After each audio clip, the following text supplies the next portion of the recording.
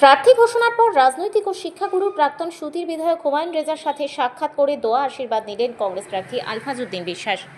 সুধীর বিধানসভা কেন্দ্রে জাতীয় কংগ্রেসের প্রার্থী হিসেবে আলফাজউদ্দিন বিশ্বাসের নাম ঘোষণা হতেই তিনি সরাসরি ছুটে গেলেন তাঁর রাজনৈতিক গুরু ও পরম শ্রদ্ধেয় শিক্ষক সুধীর প্রাক্তন বিধায়ক হুমায়ুন রেজার কাছে। প্রার্থী হিসেবে দায়িত্ব পাওয়ার পরই রাজনৈতিক দিশা ও অভিজ্ঞতার আলো পেতে শুরুর সঙ্গে বৈঠক করেন আলফাজউদ্দিন। নির্বাচনী লড়াইয়ে কিভাবে এগোতে হবে, প্রচার কৌশল কেমন হবে, সাধারণ মানুষের সঙ্গে যোগাযোগ কিভাবে বাড়ানো যায়, এই সব গুরুত্বপূর্ণ বিষয় নিয়ে বিস্তারিত আলোচনা হয় তাদের মধ্যে।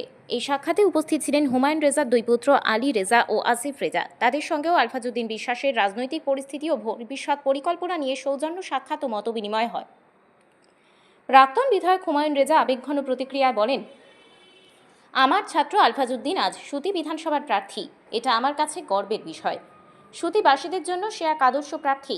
আমার দোয়া ও আশীর্বাদ সবসময় তার সঙ্গে রয়েছে। রাজনৈতিক মহলে এই সাক্ষাৎকে অত্যন্ত তাৎপর্যপূর্ণ বলে মনে করা হচ্ছে।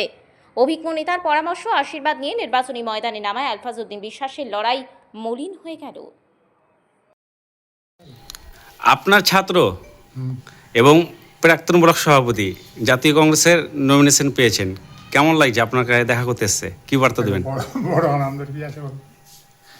আমার ছাত্র, আমার শিষ্য, আমার খুব কাছের ছেলে, জানো না তোমরা? কি বার্তা দেবেন মানুষকে? হ্যাঁ, কি বার্তা দেবেন মানুষকে? মানুষকে বার্তা দেবো, কংগ্রেসকে ভোট দাও। থেকে জিতাতে হবে, হ্যাঁ, ভোট দিতে হবে। এছাড়া কি? সম্পূর্ণ মানুষের কাছে আসা, তার কাছ থেকে জ্ঞান কিছু নেওয়া, এটা হচ্ছে আমার সৌভাগ্য। কেননা তিনি আমার একদিকে শিক্ষক আর একদিকে দলীয় নেতৃত্ব হিসাবে সিনিয়র নেতৃত্ব, প্রাক্তন বিধায়ক, কয়েকবারের বিধায়ক এবং খুবই সুনাম ধন্য এবং নিষ্পাপ মানুষ বলা চলে।